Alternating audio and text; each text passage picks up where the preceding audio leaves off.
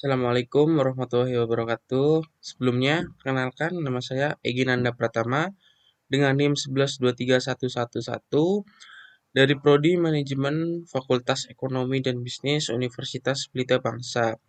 Di sini saya akan menjelaskan sedikit tentang studi kasus CV Maju Sejahtera SNEK guna untuk mengumpulkan nilai tugas ujian akhir semester mata kuliah Manajemen Operasional Lanjutan yang diampu oleh Bapak Faturrahman STMM. Baik, kita langsung ke materi, di mana di sini ada studi kasus CV Maju Sejahtera Snack adalah sebuah UMKM yang memproduksi keripik singkong dan keripik pisang di Jawa Tengah. Perusahaan menggunakan satu lini produksi utama dengan mesin pengiris dan penggoreng semi otomatis. Dalam 6 bulan terakhir, perusahaan menghadapi permasalahan operasional di mana yaitu satu, produktivitas mesin rendah dan sering terjadinya perhentian mesin karena mesin mengalami overheat. Yang kedua, persediaan bahan baku singkong sering menumpuk saat musim panen, tetapi kekurangan pada musim hujan. Lalu yang ketiga, keluhan pelanggan meningkat akibat produk kosong dan tidak konsistenan tingkat kerenyahan. Lalu yang keempat yaitu manajemen belum memiliki sistem pengendalian kualitas berbasis data, keputusan perbaikan masih bersifat reaktif, di mana diperoleh data operasional rata-rata harian mesin menggoreng, yaitu satu, waktu produksi terjadwal 8 jam 480 menit, downtime tidak terencana 90 menit, kapasitas ideal 50 kg per jam, output aktual 300 kg per hari, produk cacat, gosong atau tidak renyah 30 kg per hari. Di mana pada soal 1 yaitu mengacu pada Overall Equipment Effectiveness atau OEE. Yang pertama yaitu menghitung availability, performance, quality, dan OEE mesin penggoreng CV Maju Sejahtera Snack. Yang kedua itu membandingkan nilai OEE yang diperoleh dengan standar praktik terbaik industri manufaktur. Lalu yang ketiga itu mengidentifikasi apa yang penyebab rendahnya OEE pada kasus ini. Yaitu perhitungannya seperti ini untuk perhitungan availability. Waktu produksi terjadwal 480, downtime tidak terencana 90 menit, waktu operasional aktual yaitu 480 dikurangi 90 menit sama dengan 390 menit, kapasitas ideal 50 kg per jam, diubah menjadi menit yaitu 0,833 kg per menit, output aktualnya 300 kg per hari, produk cacat 30 kg, produk baik 270 kg. Di mana availability yaitu rumusnya waktu operasi dibagi waktu terjadwal, di mana 390 dibagi 480 yaitu 0,8125 atau kita ubah ke bentuk persentase atau per 100 menjadi 81,25%. Lalu yang kedua, yang B yaitu performance, di mana output ideal sama dengan 390 dikali 0,833 dengan hasil 325 kg. Performance-nya yaitu dengan rumus output aktual dibagi dengan output ideal, yaitu 300 dibagi 325 sama dengan 0,923 atau diubah menjadi persen 92,3%. Lalu yang C yaitu quality, di mana produk baik dibagi total produksi. Produk baik 270 dibagi 300 atau total produksi dengan hasil 0,90 atau 90%. OEE dengan rumus availability kali performance dikali quality. 0,815 dikali 0,923 dikali 0,90 menghasilkan 67,5%. Lalu kita masuk soal nomor 2 yaitu berbandingnya dengan standar industri manufaktur, standar terbaik World Class OEE. OEE di atas sama dengan 85%. Perbandingannya OEE CV Maju Sejahtera Snack sebesar 67,5%, selisih dengan standar 17,5%. Di mana makna manajerial yaitu mesin belum dimanfaatkan secara efektif, banyak pemborosan waktu, kapasitas dan kualitas, kinerja operasional masih berada pada level menengah ke bawah. Kesimpulannya yaitu OI perusahaan jauh di bawah industri sehingga perlu program perbaikan serius atau berkelanjutan. Lalu yang ketiga yaitu mengidentifikasi penyebab rendahnya OI. Adapun beberapa faktor yaitu satu, faktor availability di mana mesin sering overhead, tidak ada preventive maintenance, perawatan bersifat reaktif, UMKM cenderung menunggu mesin rusak baru diperbaiki. Yang berdampak yaitu waktu produksi hilang, target produksi tidak tercapai. Lalu faktor performance, kecepatan tidak optimal. Operator menyesuaikan kecepatan untuk mencegah produk gosong. Suhu penggorengan tidak stabil. Mesin semi otomatis tergantung pada keterampilan operator. Dampaknya yaitu output aktual lebih rendah daripada kapasitas ideal. Lalu faktor quality ataupun produk cacat yang tinggi yaitu disebabkan oleh tidak ada standarnya suhu bahan baku. Tidak ada SPC atau kontrol statistik. Kualitas bahan bakunya tidak seragam atau tidak serupa. Terus adanya variasi proses yang tinggi.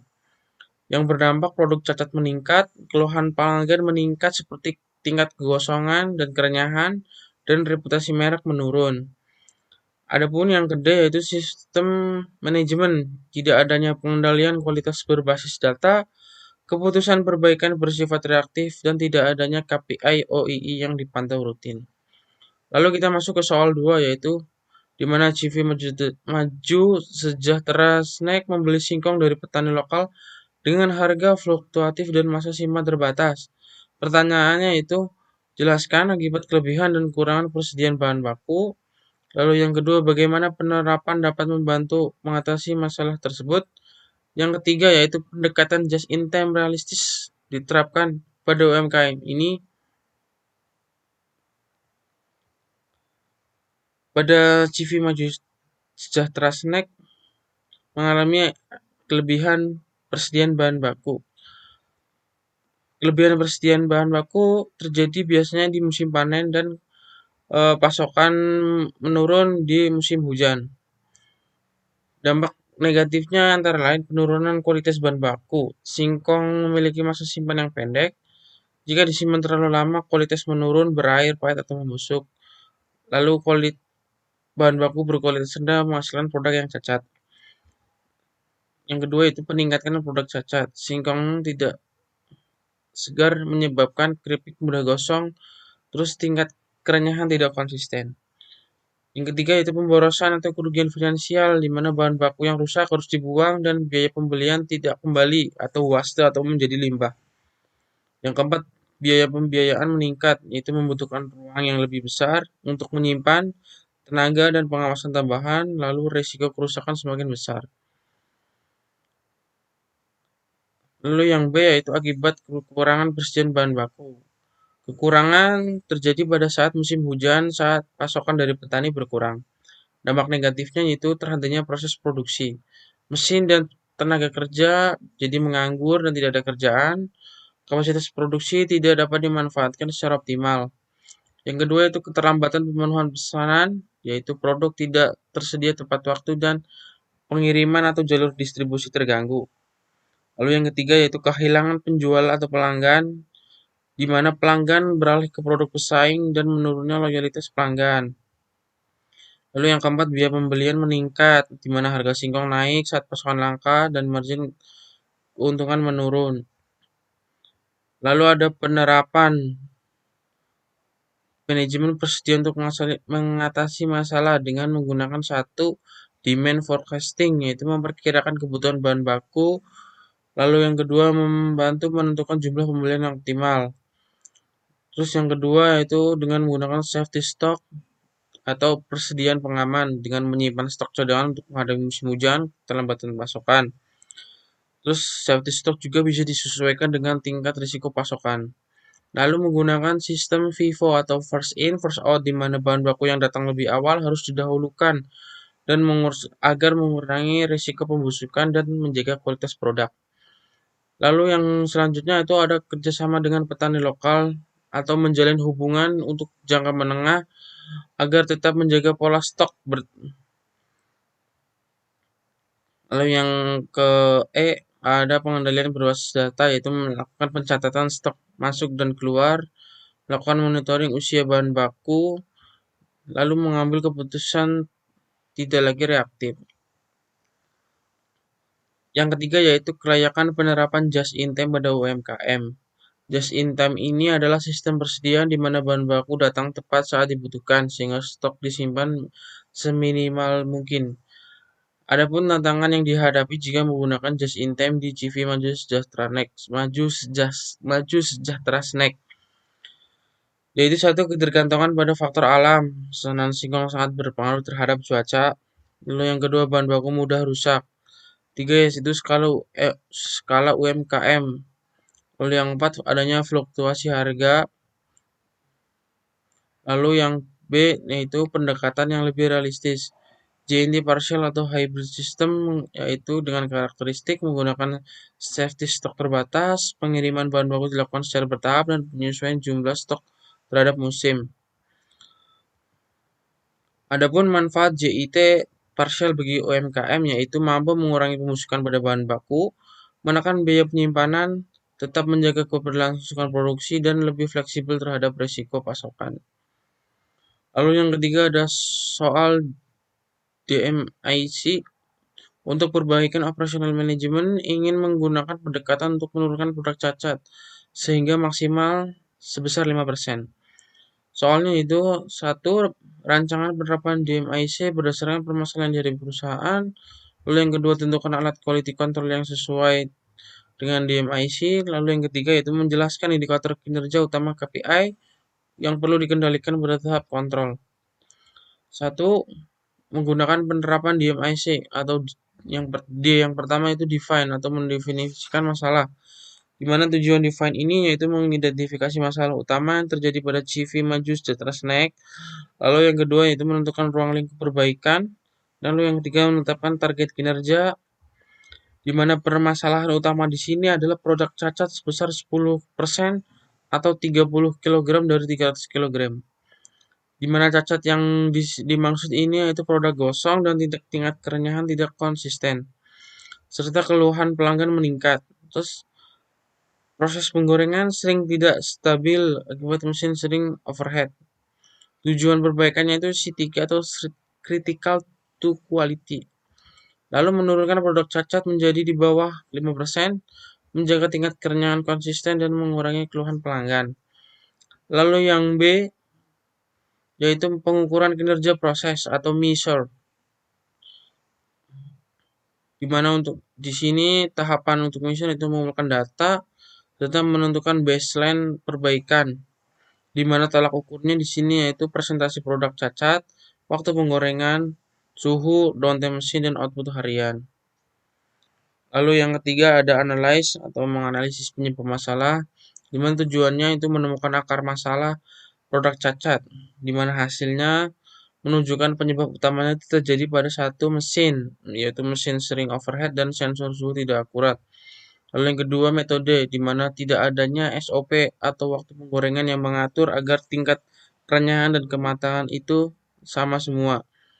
Lalu yang ketiga faktor penyebabnya itu manusia atau sumber dayanya, yaitu operator belum terlatih standar kualitas dan kesalahan pengaturan suhu. Lalu yang keempat ada dari material, di mana kualitas singkong tidak beragam dan kadar air pun berbeda-beda. Lalu dari lingkungan, suhu ruang diproduksi mempengaruhi panas mesin. Lalu yang gede yaitu improve atau perbaikan proses, di mana tujuan improve menghilangkan penyebab utama masalah, menerapkan solusi yang efektif dan realistis. Di mana langkah perbaikan yang diusulkan yaitu satu menetapkan standar suhu penggorengan, dua membuat SOP dan waktu penggorengan, tiga menjadwalkan preventive maintenance mesin atau melaksanakan perbaikan mesin secara berkala, melakukan pelatihan operator terkait skill untuk meningkatkan kualitas produk dan penyaringan bahan baku singkong serta menerapkan kontrol suhu otomatis atau memberikan alarm suhu. Yang ketiga yaitu yang terakhir yaitu kontrol atau pengendalian proses, di mana tujuan ini berfungsi untuk memastikan perbaikan berjalan secara konsisten dan mencegah masalah terulang kembali. Di mana langkah-langkahnya yaitu seperti melakukan monitoring suhu penggorengan secara rutin, penggunaan control charts, melakukan audit secara berkala dan melakukan evaluasi kinerja operator. Adapun alat yang digunakan pada quality control pada setiap tahapan DMIC, yaitu define menggunakan SIPOC atau voice of customer atau mendengarkan suara dari pelanggan, dan CTQ atau critical thinking quality. Yaitu yang selanjutnya ada measure menggunakan check sheet atau histogram, analyze menggunakan diagram fishbone dan Pareto. Lalu di tahap improve menggunakan standard operational procedure atau dan FMEA. Pada tahapan kontrol menggunakan control chart atau SPC dan audit checklist. Lalu yang ketiga itu indikator kinerja utama KPI pada tahap kontrol. KPI yang utama itu 1, presentasi produk cacat di bawah 5%. Yang kedua itu stabilitas suhu penggorengan. Yang ketiga downtime mesin. Yang keempat OEE mesin menggoreng. Yang kelima jumlah keluhan pelanggan. Yang keenam kepatuhan terhadap SOP, dan 7 produktivitas harian. Lalu kita masuk ke soal nomor 4, quality control dan statistical process control atau SPC. Ketidakkonsistenan tingkat kerenyahan diduga disebabkan oleh variasi suhu penggorengan. Pertanyaan yang pertama itu alat statistical process control atau SPC, apa yang paling tepat untuk memantau masalah tersebut. Lalu yang kedua itu menjelaskan cara hasil alat SPC tersebut dan tindakan apa yang harus diambil jika proses tidak terkendali. Lalu yang ketiga itu menjelaskan hubungan antara SPC, kualitas produk, dan kepuasan pelanggan. Alat SPC yang paling tepat digunakan yaitu control chart, XR chart, atau XAS chart. Alasannya yaitu 1, suhu penggorengan merupakan data variabel atau kontinu. Yang kedua yaitu suhu diukur secara periodik, misalnya 10-15 menit. Lalu yang kedua yaitu membaca hasil control chart dan tindakan korektif. Komponen control chart yaitu 1, CL atau center line, berfungsi untuk mengukur rata-rata suhu proses. Yang kedua yaitu UCL atau upper control limit, berhubungan dengan batas atas kendali. Yaitu yang ketiga yaitu LCL, lower control limit, berhubungan dengan batas bawah kendali. Dan 4 yaitu titik data hasil pengukuran suhu. Lalu kita masuk ke soal yang ke B, yaitu cara membaca control chart. Proses dikatakan terkendali in control jika semua titik berada di antara UCL dan LCL atau berada di tengah-tengah. Yang kedua itu tidak ada pola tidak wajar, tren naik turun atau zigzag yang ekstrim, di mana data menunjukkan pola yang stabil atau stagnan. Proses dikatakan tidak terkendali, yaitu jika titik berada di luar UCL atau LCL, berada di batas atas atau batas minimal. Pola naik turun, banyak titik berada di satu garis tengah, dan variasi semakin melebar. Lalu tindakan jika terjadi proses yang tidak terkendali, yaitu 1, menghentikan produksi sementara. Lalu yang kedua melakukan pemeriksaan mesin menggoreng, di mana kita memeriksa di mana elemen panas dan sensor suhu apakah berfungsi dengan baik atau tidak. Yang ketiga melakukan evaluasi standar operasional penggorengan, melakukan root cause analysis. Yang kelima yaitu melakukan perbaikan dan standarisasi ulang. Lalu di sini ada hubungan SPC, kualitas produk, dan kepuasan pelanggan. Di mana hubungan SPC dengan kualitas produk. SPC menjaga proses tetap stabil, stabil dengan variasi kecil berhubungan dengan kualitas produk konsisten, dan produk tidak kosong, dan tingkat kerenyahan seragam. Yang B yaitu hubungan kualitas produk dan kepuasan pelanggan. Produk konsisten, harapannya pelanggan terpenuhi. Lalu keluhan menurun. Yang selanjutnya kepercayaan pelanggan meningkat dan loyalitas pelanggan terbentuk. Lalu selanjutnya hubungan SPC dengan kepuasan pelanggan, yaitu SPC menjaga cacat sejak proses, bukan setelah produk jadi, di mana di sini yang dimaksud itu meminimalisir terjadinya produk cacat sampai ke customer. Selanjutnya yaitu kualitas terjaga secara berkelanjutan, dan pelanggan menerima produk dengan mutu yang sama di setiap pembelian, tidak ada yang berbeda-beda. Lalu kita masuk ke soal 5, yaitu menganalisis manajerial, di mana soal yang pertama itu menjelaskan keterkaitan antara OI rendah, persediaan bahan baku, dan tingkat ketersediaan produk dalam kasus CV Maju Sejahtera Snack. Yang kedua itu susun yang paling realistis untuk UMKM. Lalu yang ketiga, bagaimana pandangan Anda sebagai manajer operasional faktor SDM apa yang paling kritis untuk keberhasilan perbaikan kelanjutan? Untuk menjawab soal tersebut yaitu satu, keterkaitan antara OI rendah, persediaan baku, dan ketersediaan produk. Yang pertama, OI rendah dan dampaknya. Nilai OI mesin penggoreng CV Maju Sejahtera Snack berada di bawah standar industri karena satu, availability rendah akibat downtime mesin overhead, quality rendah akibat produk gosong dan tidak renyah, di mana dampaknya output produksi tidak optimal, target produksi harian sering tidak tercapai. Lalu yang B, persediaan bahan baku tidak seimbang. Musim panen singkong sering menumpuk, akibatnya risiko menjadi rusak. Lalu musim hujan, stok singkong langka, dampaknya itu produksi terhambat. Lalu yang selanjutnya itu dampak terhadap ketersediaan produk. Kombinasi OI rendah dan persediaan tidak stabil menyebabkan produksi tidak konsisten, produk sering tidak tersedia di pasar, keterlambatan pengiriman dan hilangnya peluang penjualan. Lalu yang selanjutnya yaitu strategi perbaikan paling realistis untuk UMKM, di mana strategi harus sederhana, bertahap, dan sesuai kemampuan UMKM. Strategi jangka pendek yang bisa diambil yaitu satu, menetapkan standar operasional dalam pengaturan suhu dan dalam waktu penggorengan. Selanjutnya itu melakukan pelatihan skill kepada operator guna untuk melakukan pengendalian secara kualitas.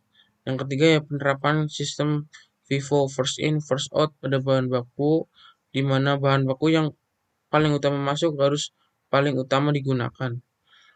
Yang selanjutnya itu melakukan check sheet produk cacat atau melakukan pengecekan secara berkala.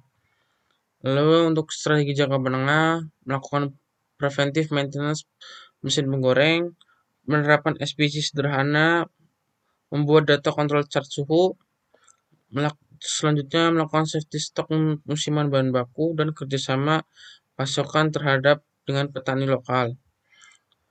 Adapun strategi jangka panjangnya itu mengimplementasikan di MIC secara berkelanjutan, melakukan pengukuran evaluasi OI secara rutin, melakukan optimasi pengendalian suhu sederhana, dan melakukan pengembangan budaya kualitas. Alasan strategi ini realistis yaitu satu, tidak membutuhkan investasi besar, berbasis perbaikan proses dan sumber daya manusia, dan selanjutnya itu fleksibel terhadap kondisi usaha menengah kecil makro. Adapun yang ketiga yaitu faktor SDM paling kritis untuk keberhasilan perbaikan kelanjutan. Satu, disiplin dan kepatuhan terhadap SOP, di mana operator harus menjalankan standar proses secara konsisten. Lalu sikap tanpa disiplin, perbaikan tidak ada berkelanjutan. Lalu selanjutnya itu yang kedua, kompetensi dan keterampilan operator, di mana skill pemahaman dan pengaturan suhu, lalu kemampuan mengendali produk cacat, dan melakukan respon cepat terhadap penyimpangan proses. Lalu yang ketiga itu adanya kesadaran kualitas atau quality aware, di mana quality bukan hanya tanggung jawab quality control namun tanggung jawab bersama. Selanjutnya itu setiap operator bertanggung jawab atas kualitas produk. Dan selanjutnya ada komitmen manajemen, di mana manajemen harus mendukung perubahan, menyediakan pelatihan, dan menjadi teladan dalam disiplin kualitas. Lalu yang terakhir, budaya perbaikan berkelanjutan, di mana mendorong karyawan untuk selalu melaporkan masalah di setiap proses dan fokus terhadap pencegahan bukan reaksi. Sekian penjelasan yang bisa saya sampaikan di studi kasus CV Sejahtera Snack. Kurang dan lebihnya saya mohon maaf. Assalamualaikum warahmatullahi wabarakatuh.